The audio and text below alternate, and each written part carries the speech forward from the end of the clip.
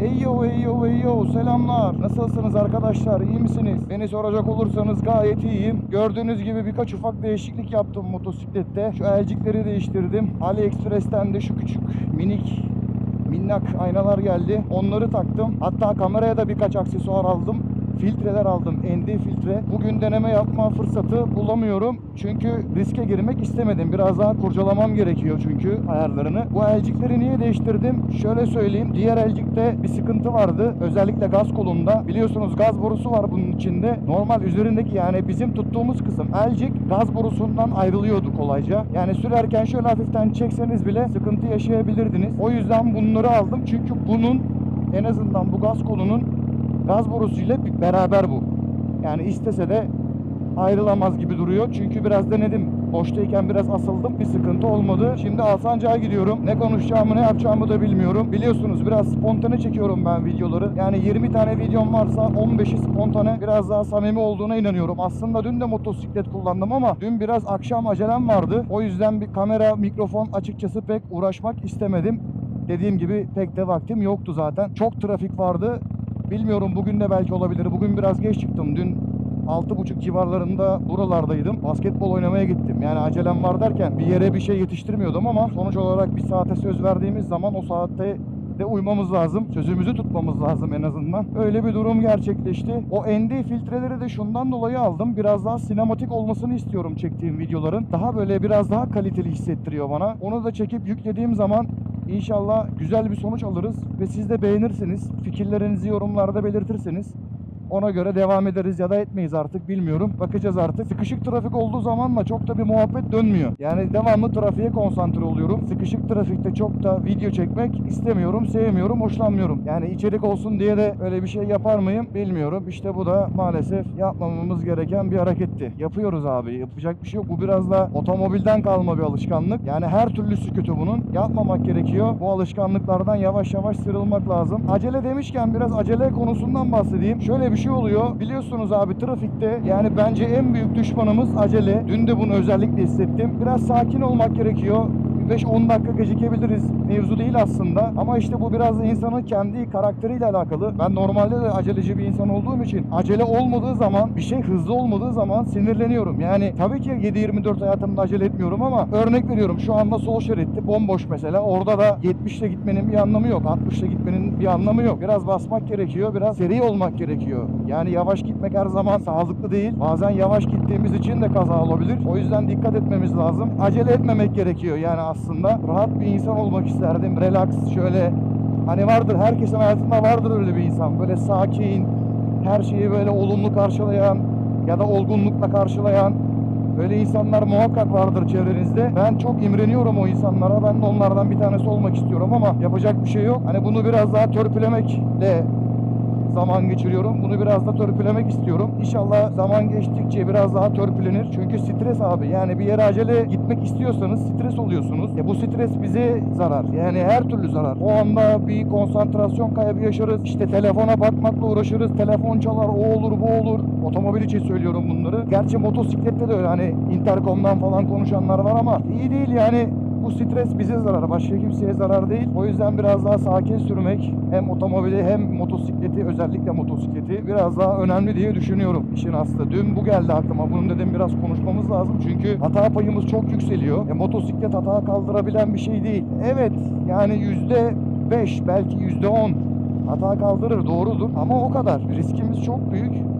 O yüzden dikkat etmek gerekiyor. Aklımdayken şunları bir söyleyeyim dedim. Bugün günlerden cuma, biraz trafik olur diye düşünmüştüm ama dediğim gibi bir tık daha geç geldim bugün buraya. Yani bir 10 dakika 15 dakika gerçekten fark ettiriyor burada. İşte her şeyi trafik saatine göre ayarlamamız lazım. Bir acelemiz yok şu anda. Yavaş tempo sürüş yapıyorum. Ekipman konusuna geleyim biraz. Bu DJI Mic 2'yi aldıktan sonra şöyle bir şey fark ettim. İlk çektiğim videoda, bu bir önceki video, o da ilk çektiğim video. Hem kask içi kamera hem de egzozu biraz daha rahat duyabilmeniz için çantamda bir diğer vericisi. Kask içi mikrofonunda özellikle biraz böyle peltek gibi çıkmış S'ler vesaire. İnşallah bunda öyle çıkmaz. Peltek değilim yani, onu demeye çalışıyorum. O biraz beni rahatsız etti. Ya hiç olmadı eski mikrofonuma dönerim, sıkıntı değil. Ama öyle bir teknoloji varken niye yararlanmayalım bundan diye de düşünmeden alamıyorum kendimi. Mevzular böyle. AliExpress'ten bu ara Çok alışveriş yaptım. Vallahi zınk zınk zınk hepsi de geldi elime. Aynalar hoşuma gitti. Aynaları aslında ters takmayı düşünüyordum. Ya uğraşsam ters takardım. Şu zaten kolay. Bunu ters takacaksınız. İş bitecek ama şununla biraz uğraşmak gerekiyor. Uğraşamadım. O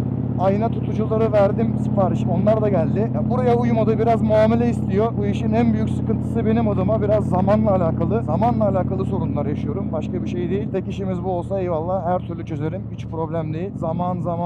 Abi zaman çok önemli. Zaman gitti mi geri gelmiyor. Bak benim en çok kızdığım şey. O yüzden de belki aceleci olabilirim. Yani abi zamanımı çalmasın benim kimse ya. Mesela video izlerken de öyle.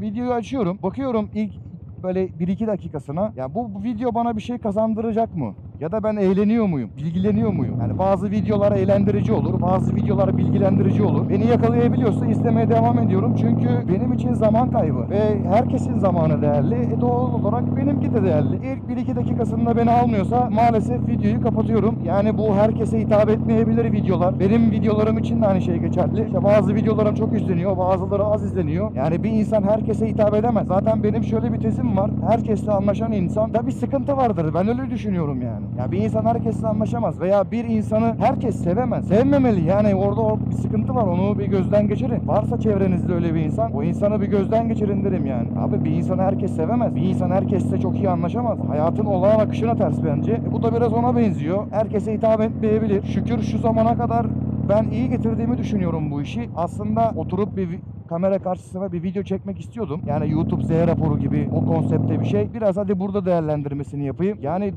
936 abonem var şu an itibariyle. Bence gayet iyi getirdim. Yeni başlamış bir insan olarak bence veriler gayet yeterli gibi geliyor bana. Bu işlerden anlayanlar varsa, yorum yaparlarsa sevinirim. Yani buna da bir iş gözüyle baktığınız zaman şu ana kadar iyi bak gitti. Bir yatırım yapıyorsun ve karşılığında bir şeyler ben beklemiyorum ama yani işle benzettiğim için bu abi sıkıntılı. İşle benzettiğim için oraya bir gönderme yaptım. Yani mesela bir iş kuruyorsun, örnek veriyorum, rakamlara takılmayın. 200 bin lira para yatırıyorsun, 300 bin lira neyse 1 milyon, rakam önemli değil dediğim gibi. Hemen bir kazanç sağlıyor musun? Bazı istisnalar haricinde hemen kazanç sağlayamıyorsun. Bu da ona benziyor. Yani bunu para için yapacaksan biraz emeklemen gerekiyor. Biraz emek vermen gerekiyor. Beklemen gerekiyor. Biraz sabır isteyen bir iş. Ben de normalde çok sabırsızım ama dediğim gibi çok bir beklentim olmadığı için bunu da her videoda söylüyorum. Biraz ukalalık gibi mi oluyor bilmiyorum. Belki o yüzden biraz sabırlıyım. Çok da önemli değil dediğim gibi. Mevzular böyle. Belki tek işim bu olsaydı biraz daha hararetli, biraz daha böyle tırmalayan birisi olabilirdim.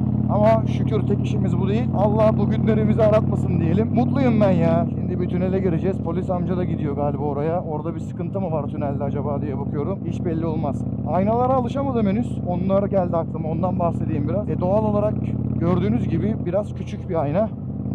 Biraz şekilcilerin aynası diyelim. Biz çok şekilci değiliz biliyorsunuz ama hayır da demiyoruz tabii ki biraz şekile. Şu tüneli geçelim. Sonrasında devam edelim konuşmaya.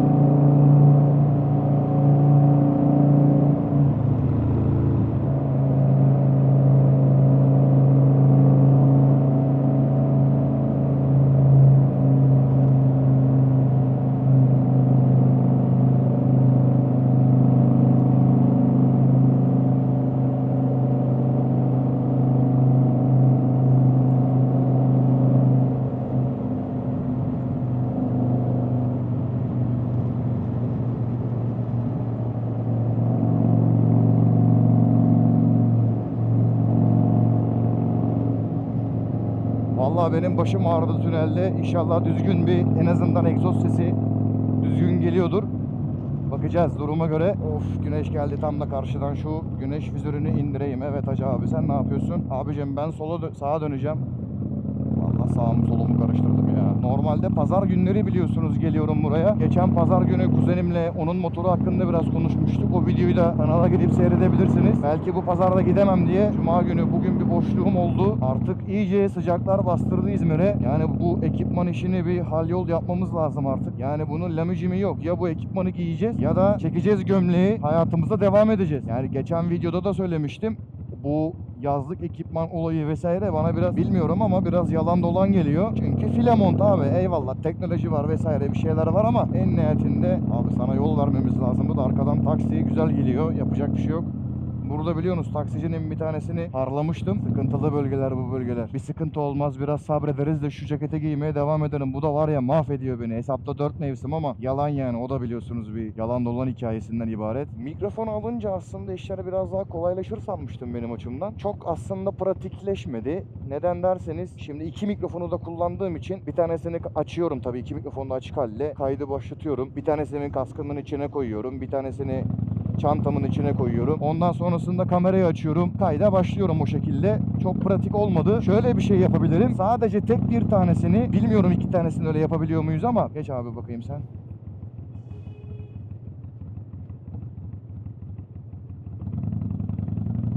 Hacı abi.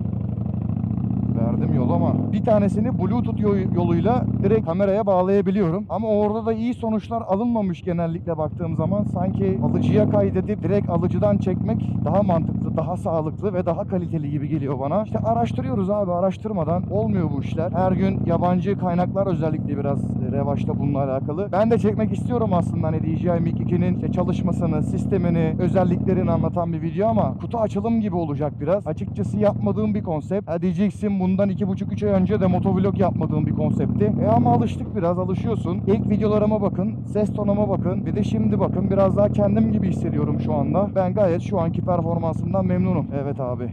Biraz soldu giderseniz bu iş çözülür. Kaskın içinde de yandım. Artık bu İzmir'in sıcağı arkadaşlar bugünden itibaren, hatta geçen haftadan itibaren sıkıntılı bir hale doğru gidiyor. Yani ülke anlamında ülkede de var aynı problem. Her yer sıcak oluyor. Ama bu İzmir'in abi hakikaten bir ayarı yok. Ben askerliğimi Erzurum'da yaptım. Yani eksi 25'ler, 30'lar, 40'lar havada uçuşuyordu. Size yemin ediyorum ben İzmir'deki kadar üşümüyordum orada. Tabi bunların bilimsel açıklamaları var. Eyvallah, anlıyorum, biliyorum zaten. İzmir'in soğuğu ayrı bir kafa. Taksici abi ben geçeyim mi? Geçeyim mi ben? Eyvallah. Teşekkürler. Evet arkadaşlar, yavaş yavaş videoyu kapatalım. Videoyu beğenmeyi, kanalıma abone olmayı ve fikirlerinizi belirtmeyi unutmayın. Yorum yapmayı unutmayın. Görüşmek üzere. Kendinize iyi bakın. Bay bay.